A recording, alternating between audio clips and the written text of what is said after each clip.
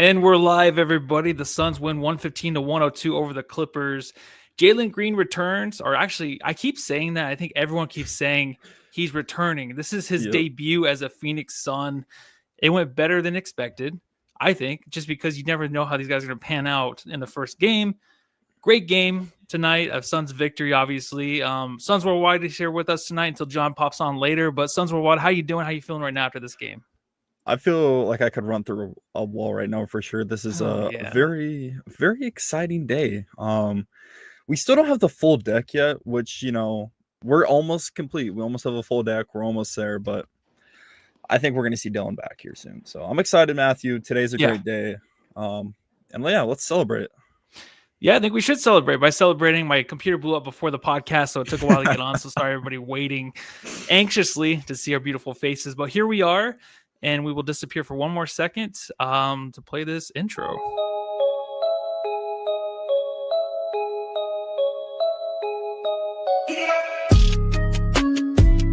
Actually, 34 seconds.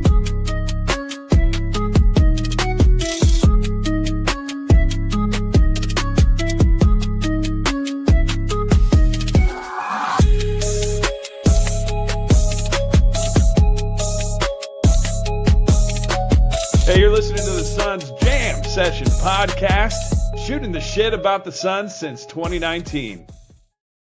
Marvelous win by the Phoenix Suns, man. I think it was much needed. They do improve their record to 4-5. I believe they're the 10th seed right now, which is great. I think anytime you can get a victory against the Clippers, even with Beal, not Beal, Harden or Leonard out. He did help win tonight's game for us, for sure. I think that's where I was getting to, but that kind of leads into the first question.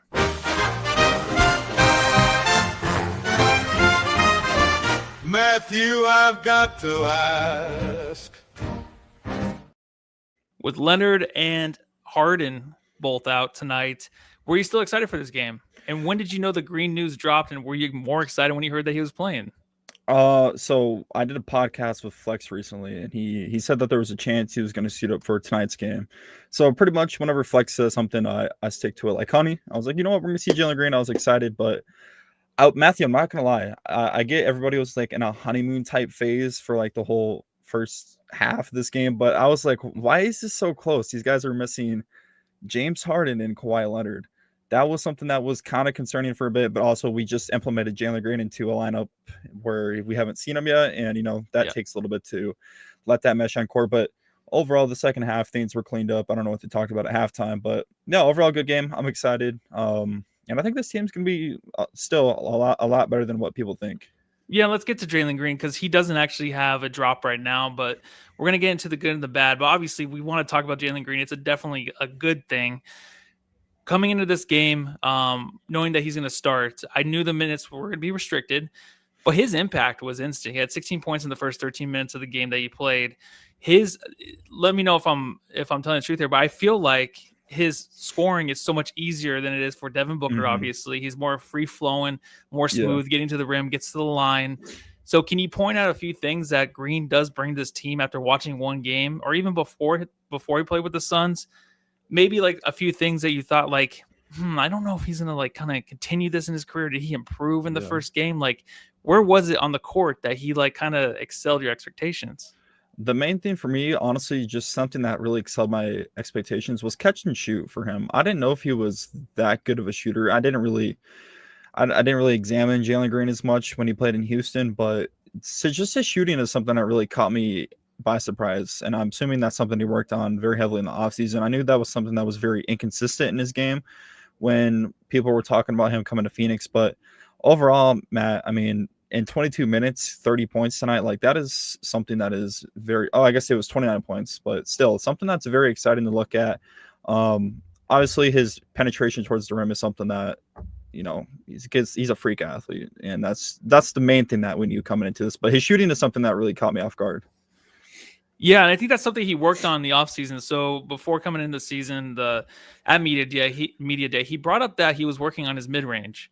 I think we saw that a few times tonight, but the three-point shot only shooting 35% last year. It wasn't an increase as his years progressed, but 35% last year, still not good enough. Obviously, you want to kind of eclipse the 40% mark. but he looks like a guy tonight that was very comfortable, wanted to get the release off, was not afraid to shoot it, obviously. And I know you said 30 points earlier. He had the 29, but he was a plus 30 on the court, right? He just brought that fire, that energy the Suns needed. Definitely Devin Booker on the other side of the ball, just like needing that extra guy. Like you can feel that instantly, right? Easily, yeah. That was something that was much needed. And that's why I wasn't as worried in these first couple games and where the Suns kind of landed, because I'm like, we're still missing a guy that could honestly average 25 points per game next to Devin Booker. And just the looks that Book's going to be able to create for Jaylen and vice versa, because I think Jalen Green's going to be a very key factor on scattering reports for teams, and it's not going to be as hard to just throw blitzes at Book when you have a guy like Jalen Green, especially after tonight's performance. Yeah, definitely. It is definitely a bright side too of tonight's game, but let's get into the segment. Tell me the bright side. I think the first half we were looking like, kind of dog shit out there a little bit. It was like, what's going on? At least Beal wasn't like hitting his shots. Like Beal was looking terrible. That was awesome. He was getting boos.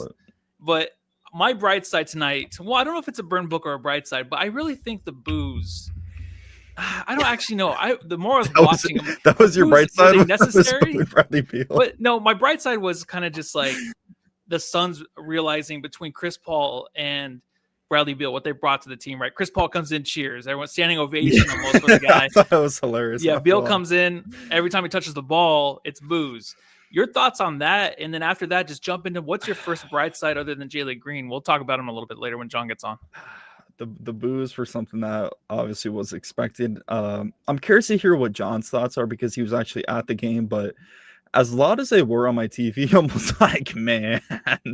And then, Matt, did you see the guy with the unlimited PTO shirt on Twitter? No, I did not. So, yeah, a guy had a T-shirt. It was Bradley Beal, like, holding his leg. It said unlimited PTO or something. I guess staff at the game made him take it off, so he couldn't wear that. That's what the comments were saying on Twitter. But what is this, Dallas? You running people out of the stadium because they want to fire their owner? What's going on, dude? I guess so. It's wow. But yeah, it was something that was expected. Obviously, I'll give Brad some credit here. Even though his shooting was absolute dog shit tonight, he didn't stop. He was consistent with it, shooting wise. Yeah. But yeah, it was a bright spot for sure. And someone that looked really good tonight and somebody that had an illness, Mr. Grayson Allen, 7 of 13 from the field. Let's go. Plus minus of plus 22, 18 points. Yeah, for a guy that was supposed to be sick, I mean, Jordan flu game type game from Grayson Allen here. Absolutely insane. I loved it. He was my next bright side. Let's talk about him, man. The bright side about him is him finishing at the rim. So right now, currently, he's 27% finishing around the rim. Or I'm sorry, that's unassisted shots that he's creating on himself. So that's the highest that he's actually had in his career. 27% of his shots are just him creating it, not assisted, but unassisted. And I think a lot of that is him getting to the rim. Do you notice a difference with the way he's finishing around the rim? He doesn't have, obviously, he can't hang up in the air like the rest of them, but he is contorting himself. He is finding room to get off a good shot, good lay-in, where he's having a higher percentage just lay-in. Like, he's actually just getting his shot inside, so he's more comfortable playing ISO. Like, do you notice that, or what's just your best part this year about Grayson Allen? Because he's getting his starting minutes. He's going to be obviously probably headed to the bench probably when Dillon Brooks returns. But right now, he's playing at an all-time high, I think. I think he's been incredible. He's been my third best player so far. Yeah, he's been – one thing I've noticed, Matthew, is his ability to finish through contact. He's been very physical this year. He had the little – was it Brook Lopez where he kind of bumped him, or was it Nicholas Batum? Maybe it was Batum. He had a nice little shove, bounced him, said, "Get the fuck out of here." I thought it was Lopez. Where he's like right underneath, he's like cranking his neck back, and he's just But yeah, just absolutely insane. And honestly, like Eddie Johnson's mentioned multiple times on the Suns broadcast, when him and Royce O'Neal are able to just get open looks, especially with the volume they've been shooting at, because what was it tonight? Royce O'Neal shot 10 3-point attempts, Grayson Allen 9. Both shot above 44% from the field. So, I mean, that's something that's very exciting to see from three. I I mean, honestly, everything Grayson Allen's done has just been a shock factor to me, especially after kind of the dip we saw last year. But yeah, the fact, like somebody said in the chat here, I like the attack into the rim, which opens the threes. It's just been everything he's done has been great. Yeah, I know it's incredible. John has joined the podcast. I don't know if you're still at the arena or not, but he's probably driving his truck. But just give us the take on the boos and the cheers from Jaylen Green, the beginning and the end of the game. Yeah, driving in the truck. So again, I know it's always comedy, like when I got people just like randomly walking in front of my truck as I'm driving. Get the fuck out of my way, you son of a. So I'll start with Bradley Beal, because obviously that was the first thing. Vince Marotta announced it before the game, as Bradley Beal was out there taking warm-ups. Welcome back, Bradley Beal, and you heard the bird boos, and I didn't think it was going to be that bad. And at that point, not everyone's sitting in their seats, so it was definitely loud, but it wasn't crazy. But as the night progressed, and obviously when he was announced, Phoenix doesn't like Bradley Beal like, a lot. I mean, I'll ask you guys this, because I don't know how much I want to sit and talk about how we booed Bradley Beal. I think I thoroughly enjoyed the Jalen Green experience much more than reminiscing about Bradley Beal. But like, how was it perceived on TV? Could you hear the boos? Because every time he touched the ball, the boo birds were out. So what were you guys hearing? It was loud. Yeah, Suns Worldwide went over it. He said he actually laughed before and said it was ridiculously loud. It was pretty loud on my end too.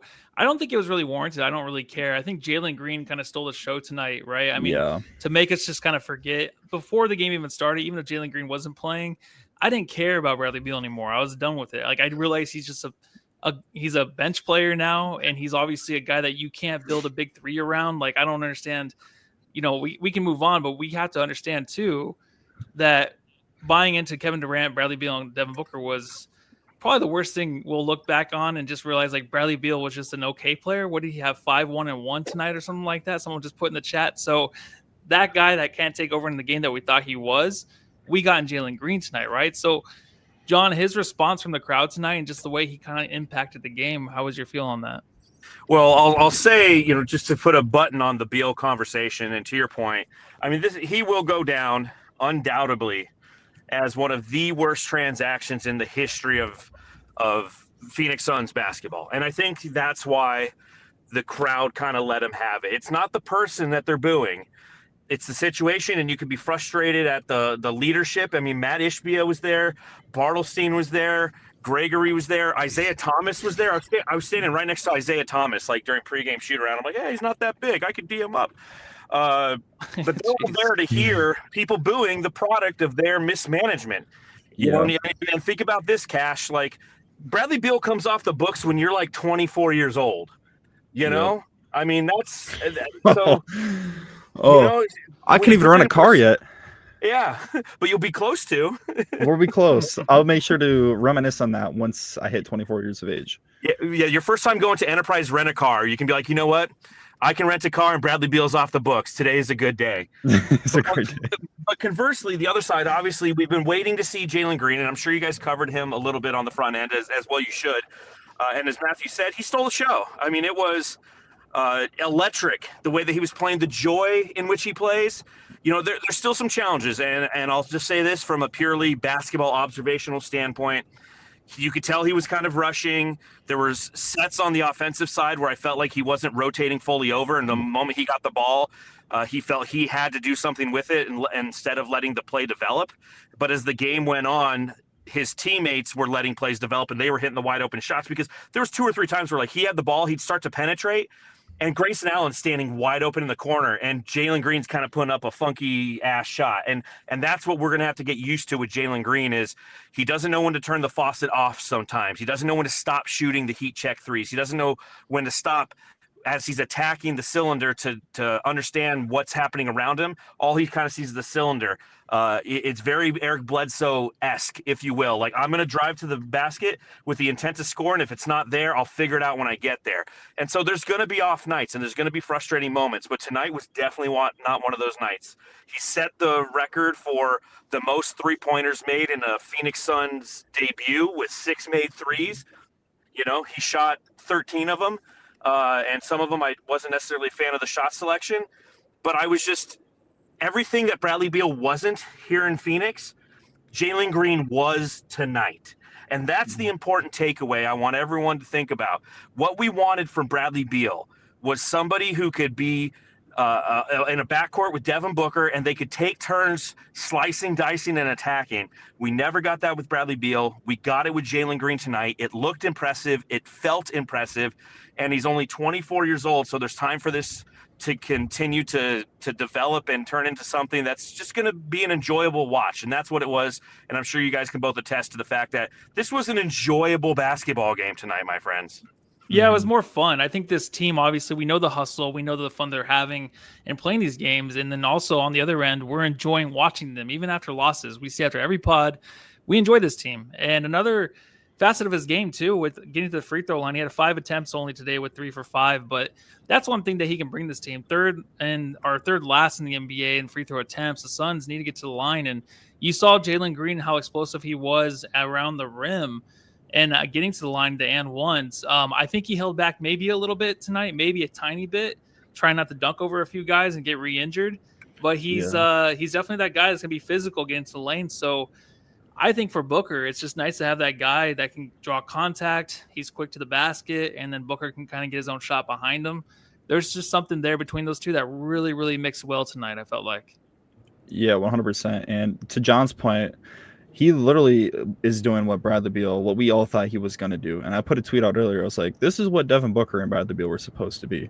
But yeah, once again, just refreshing. Definitely, I think, John, to your point about just some questionable things that he does. I think just being in film and just being around a guy of Devin Booker's caliber and just watching that back and getting his point of view on stuff, I think will help clean up a lot of things on his part. But yeah, this is going to be a fun progression to see. And I'm curious to see what the future of Jalen Green is here in Phoenix. Yeah, I hope you're right. I really do, because that's kind of been his reputation when he was in Houston, was poor shot selection, shooting unwarranted threes, and kind of being in disarray, if you will, on the offensive end. So I hope that the coaching staff, Jordan Ott, Devin Booker, Matthews Air Conditioning, they all work together to make a more cohesive unit, both on the court and on a podcast. Yeah, I think on the bright side segment right now, and I want to get more of your insight too on your bright side selections for the night, John. But just before we get into that, it is brought to you by FanDuel. And FanDuel looked at that today, and before the game, the Clippers were favored 2.5 going into this game. Is that crazy, or is it the Suns just? I thought the Suns were favored 2.5. Yes, the Suns were favored. Oh, they were favored by 2.5. Oh, yeah, I will say I made the dumb bet of the night. I saw plus 1138 was Derrick Jones Jr. 8 rebounds, and I took it. And I think he ended with 1, but it was the running joke on Media Row. Anytime Derrick Jones did anything, we would just talk about how he wasn't rebounding because I'm an idiot. But if you're going to go to FanDuel and you're going to lose money, have fun doing it with your friends. Don't call 1-800-GAMBLER if you have issues. I might have issues. I bet on Derrick Jones rebound. He's the most rebounds in a game he's had this season. Fucking 4. I'm an idiot. Well, you just never know. I think in a game like this, too, where the Suns can look small, especially with Zubac, maybe you're just like, if they're trying to focus so much on Zubac, like down there, like maybe Derrick Jones gets a few of those rebounds. So I could see how you kind of had the idea. That was my hope there, John. That was my hope. Before we get into Burn Book, is there anything else from you guys on the bright side? I think it was a fun game. I'm sure there's a few other spots. We did talk about Grayson Allen earlier, him finishing around the rim, how beautiful it looks. And I think it's kind of, he brought that to his game this year where he's just taking his time around the rim. Was there anything else from you, John, tonight that you saw? Did you guys talk about Unk? Mm-mm. Royce O'Neal, man. He was, well, there's a few Unks, so I didn't know. Yeah, he is the Unk. He's 32 years old. Even Devin Booker's like, the guy's trying to call me Unk, and I go, no, that's Royce O'Neal. Yeah. He had 11 points in that 40-point fourth quarter, and he kind of continues to be somebody who just is very pleasantly surprising. You know, I don't think that any of us kind of had on our proverbial bingo card Royce O'Neal being this productive this early in the season, especially on the offensive end. So it's just that's a bright side moment for me, is to continue to see Royce O'Neal contribute in the manner that he's contributing. Good on you, Unc. Good on you. Yeah, shout out to Unc. I 100% agree. Like, Royce O'Neal has been like my bright spot this year for the Phoenix Suns is something that's been pleasantly surprising to watch.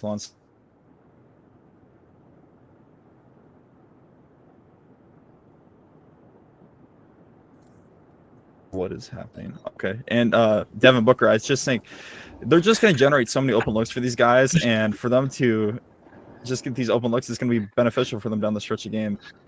So the thing with Royce, obviously when Dillon Brooks comes back, how are we feeling with him defensively? I think he's one of the worst power forwards right now defensively when it comes to like the advanced metrics.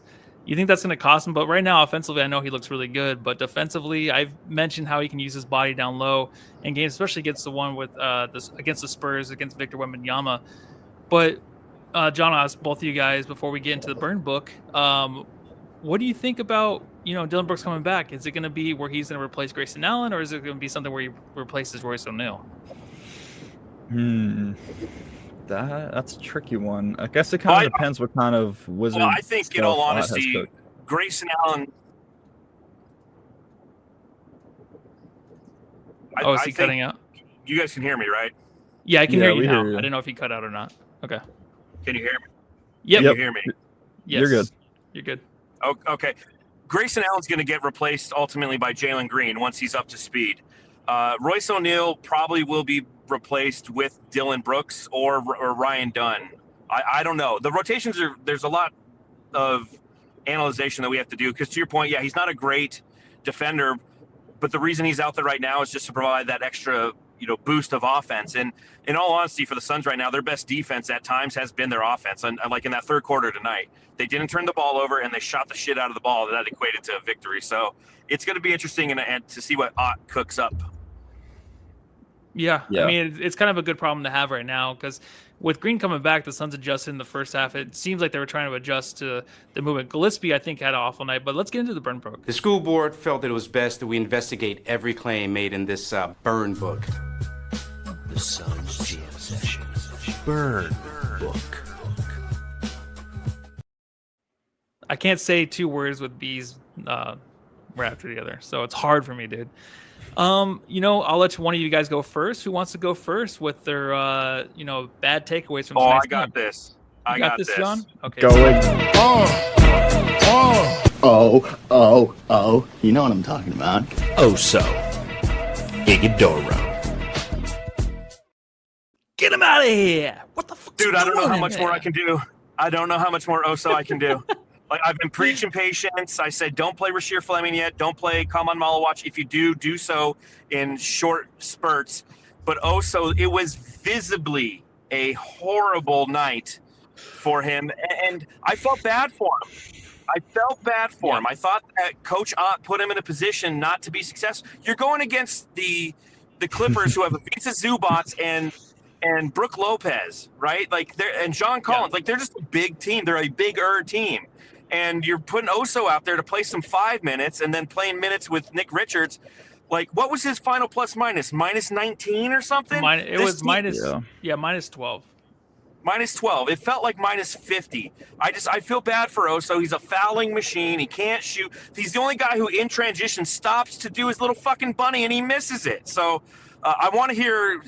I know that the Jamster faithful have heard me bitch and moan about Oso for about 3 podcasts. I want to hear Suns Worldwide's point of view on it, man. Like, how are you absorbing Oso Ighodaro? What do you think of how he's played thus far this season and how he played tonight, man? No, John, I'm right there with you. I've been preaching this in almost every video recap I do. I don't know what the hell sophomore slump Oso Ighodaro was in, but it's not the one that I saw at the end of last season from Oso. I thought Oso was going to build off of this. Whatever they had, he kind of had something cooking there, but he has been absolute dog shit. I don't know what to do with Oso, honestly, because there's not really a position you can really put him in to where he's successful. because offensively he's limited, and it's almost like his strengths are his weaknesses, because he's an inside player, but he's not really a bruiser, so you can't really do much there. And defensively, I mean, he's undersized. He's not gonna be able to get rebounds, and people are just gonna be rough and physical with him. And obviously, you know, he transformed his physical and his body somewhat, but yeah, man, it's rough. I don't know if you got to send him to the G League, but you know, it's all an egotistical type of game in this league, so that might hurt him even more. I hate putting this on Oso, because I think Oso's a great person, but obviously it has nothing to do with on-court production. It's obviously just been very frustrating. The Suns have to do something. And I'm glad you brought up the Commander Rashir thing, because I feel like I've been preaching that and nobody's really been like on that with me as much, and that's okay, because I get both sides of the arguments, because you know what, guys, it is okay to have different opinions and see each other's sides. That's not. Fuck you, man. I'm blocking you. Yeah. I can't. Hey, you disagree. don't do Fuck that. You, don't you do son that. of a bitch. But yeah, like it's just been rough though. All jokes aside. Yeah, send Okay, Oso well- to the G League and don't let him come back. That's all I gotta say. Yeah, I was with you on the one thing where he does look a little upset out there. He looks lost, and I feel like he shouldn't even be on the court.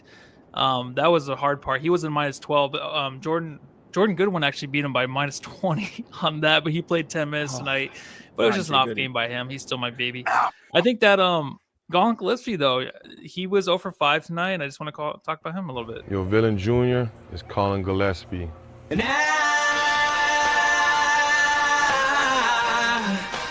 call it Gillespie. I mean, 0 for 5 tonight, just could not find his shot, but looked just downright terrible tonight. Is he affected by the minutes from Jalen Green, do you guys think? Is he the first one affected?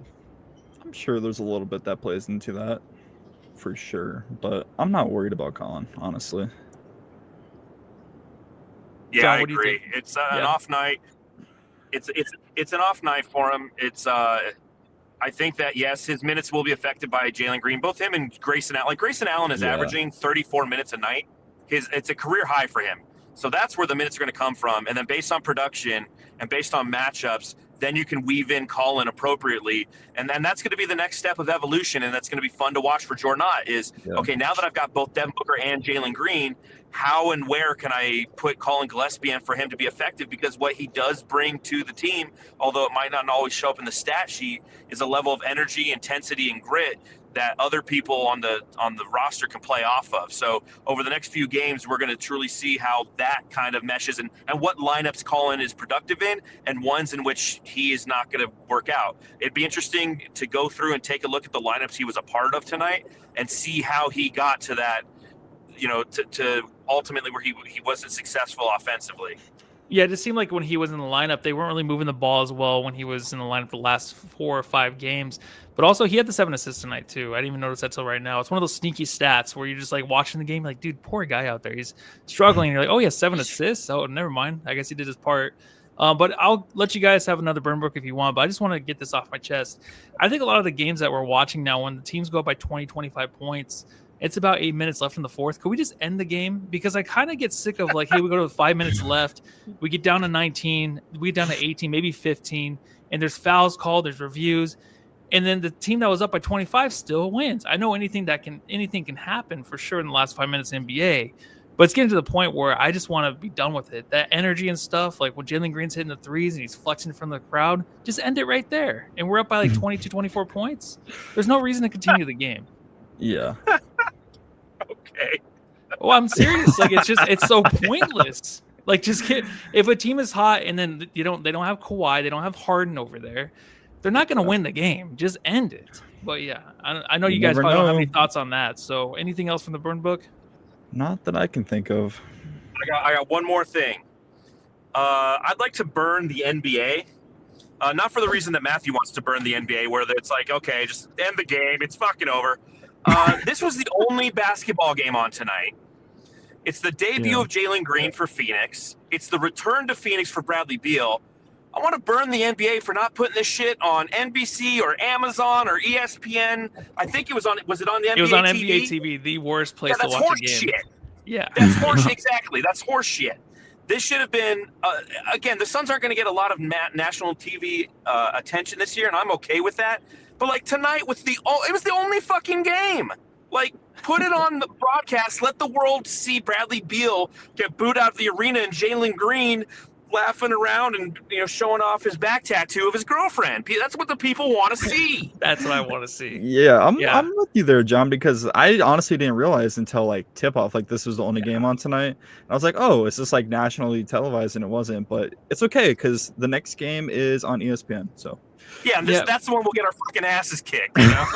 But they're going up against football tonight too, and if anybody watches NBA TV, it's kind of like going to confession, having to sit there with your 20 sins. Like it's miserable, man. I don't understand what's going on with the graphics, all of it, the people talking like they're half asleep.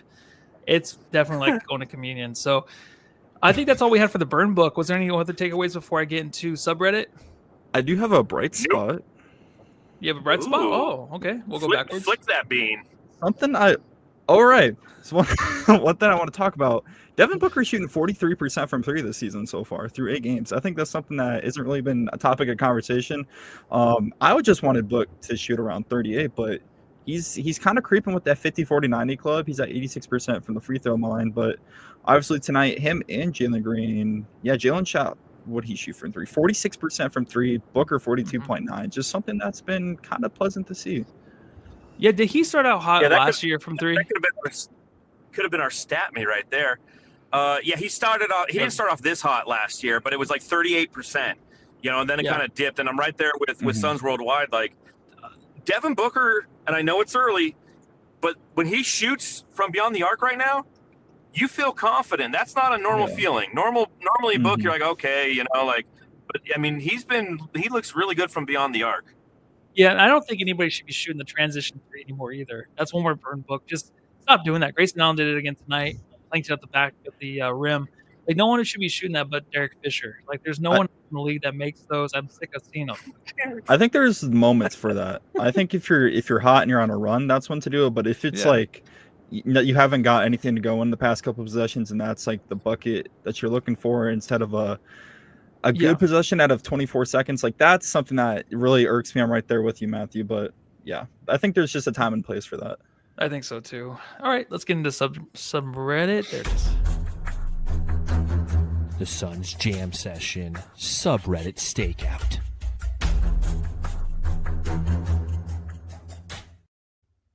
I was actually not in disguise. I just got a few comments from subreddit a few minutes ago. So just a few ones about Bradley Beal that I can pick and choose. But subreddit is brought to you by Nettles Air Conditioning. Go get your big unit. That was the tagline, right, John? Was that it? Something about a unit? I think so. If you want a big unit, Nettles Air has a big unit. Go to nettleairs.com for a big unit. All right, what were they saying about Bradley Beal over there? Beal's shot selection is nasty work. I don't think they were being very nice on that one. I think it was very sarcastic. Some of those are mine, by the way. Are they? You and you're talking shit. Who cares? I can't believe how, like, just thinking about like how bad he looks this year. You're like, damn, we really went on him a year and a half or 2 years ago. It's just crazy, dude. You look better in Phoenix. Just remember, I don't know. Bradley Beal, if for 2 years of service with the Phoenix Suns, this should be a stat me too. He got paid $196 million. And so for every point he scored, I did the math on it today for an article on brightsideofthesun.com. For every point he scored with the Phoenix Suns, he earned $150,000. Wow. Oh my God, dude. Can we like take him to court? We better, dude. Let's get Sosa's Jay on this. Yeah, where's the lawyer when you need let's ask him. They also said Beal finally hits a shot and thinks he's on fire now. So I don't know if I saw a picture of him doing the hush sign. When he hit that, yes, he hit the shot and he did the hush sign. Yeah. And I'm like, dude, come on. At that point, he was like 1 of 9. And then the next shot, the next possession, he comes down, he bricks one. It's just like, come on, dude. Yeah. Like, I know he's probably trying to get out for it, but man. What are you going to do with that jersey? You going to burn it? No, I'm showing it off. We got the bobblehead. Just it's a great night to like Bradley Beal because he honestly was part of the Phoenix Suns tonight. And put bricks on the back.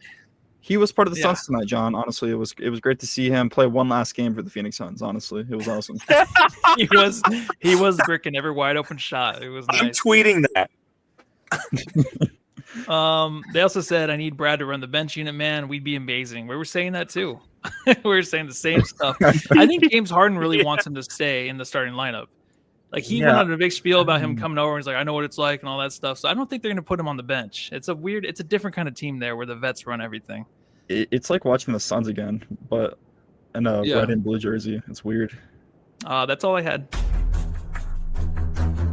The Suns Jam Session Subreddit Stakeout.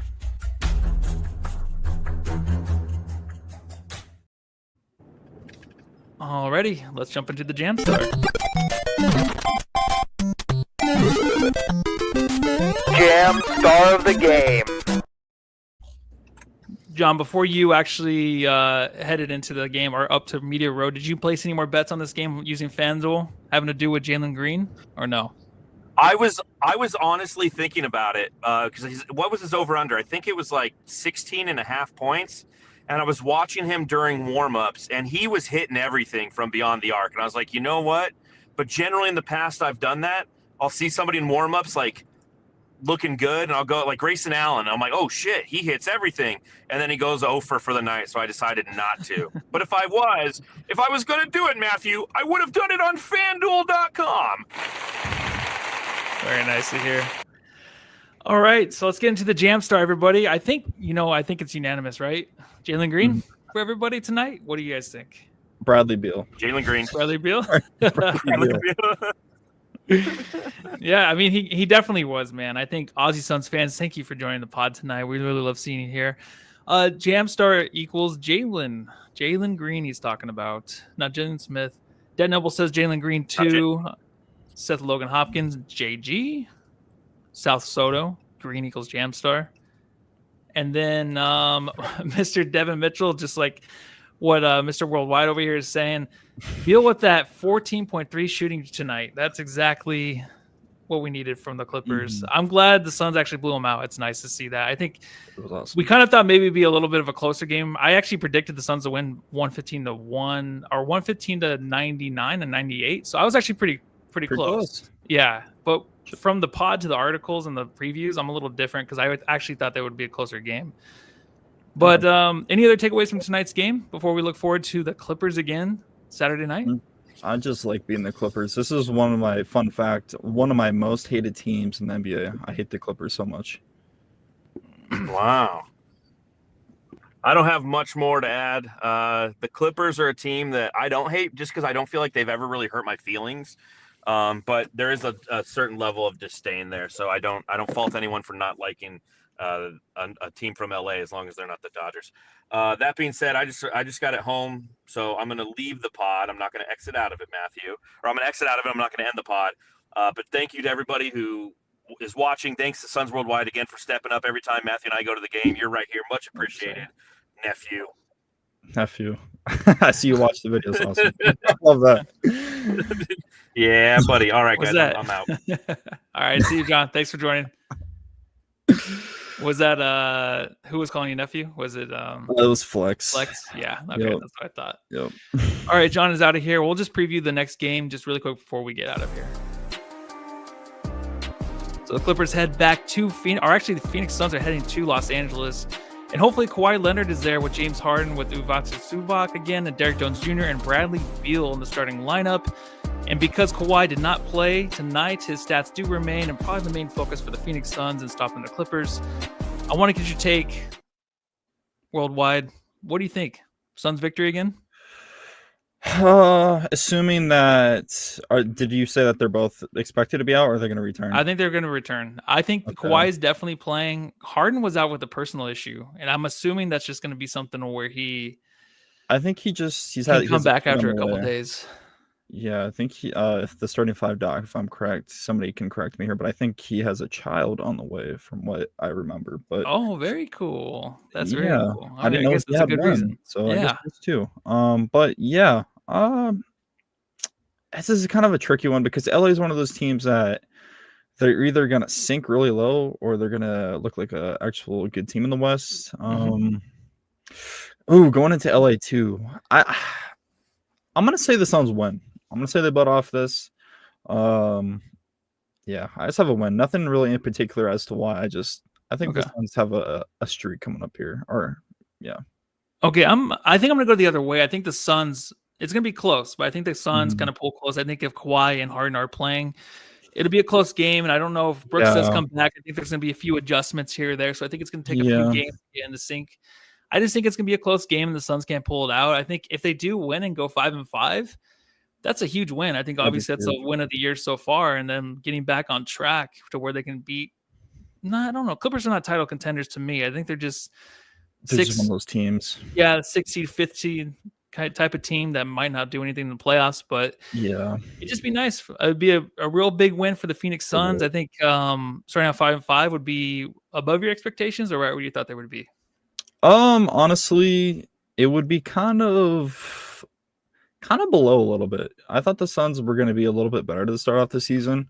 But obviously, I didn't expect Jalen Green or Dylan Brooks to miss extended time. So I think getting back to 5-5 is right on track with where I wanted them to be. But yeah, it's just kind of tricky with the Clippers if they do drop this game or they just start out on fire again. And I think just goes to show a little credit to James Harden here, how much of like a floor racer he is for the Clippers. Like they look like a whole different team when he's not out there. So he's 80% of their offense, basically. If tonight's game goes the way it does, Saturday's game goes in the way tonight's game goes, I really think that James Harden is hot a little bit. That's like a 10-point lead heading into the halftime for the Clippers, and it's just a completely different game. But I don't know. Suns still have the hustle. I just think we're going to really buy into the Jalen Green thing right now. Hopefully they can keep it going. I'm very excited about the future for the Phoenix Suns right now. I want to thank Suns Worldwide. If you want to let everybody know where to find you after this podcast and what you're doing on your daily routine. Before I actually end it here, can you do the Dave stat me for 1 sec? Yeah. You know it. Ooh, Dave stat me. So in season openers for Jalen Green, he averages 15.8 points per game. Little fun fact. Tonight he had 29. That's the stat. That was the stat I brought to the table. Nothing too exciting. That's what everybody stayed out for. Yeah, I think watching the Rockets too play without him, they're one of the best offenses, obviously. But it's still crazy, man. Because what Kevin Durant has over there with the Houston Rockets, when they have Sengun and they have, Min Thompson's, that they might be all-stars this year. Who knows? Like that's a complete team over there. Obviously, the Suns might not be able to compete, but I like what they have brewing over here with Jalen Green. He's definitely a more explosive player that the Suns needed. But everybody, thank you. Subscribe to the podcast. You can check us out after the Suns hopefully defeat the Clippers Saturday night. We'll go live once again. Maybe Suns Worldwide will be here. Obviously, John won't be at the game. But thank you so much, everybody, and love you. And go home and love your family.